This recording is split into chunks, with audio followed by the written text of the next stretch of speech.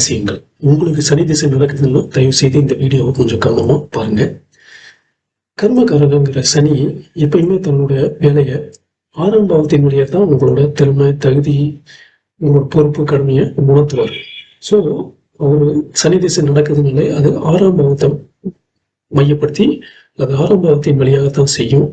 So உங்களுடைய சீக்கிரட்டே அந்த 6ஆம் பாவத்தில் தான் இருக்கு.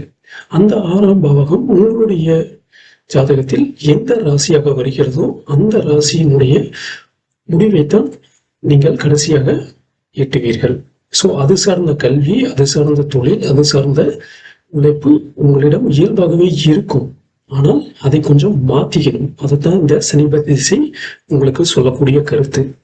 இன்கேஸ் நீங்க அந்த குறிப்பிட்ட ராசிக்கு உண்டான இதுல இல்ல, படிக்கல, பண்ணல அப்படின்னா இந்த சனி திசையோட காலத்துல நீங்க அதுக்கு உண்டான தகுதிகளை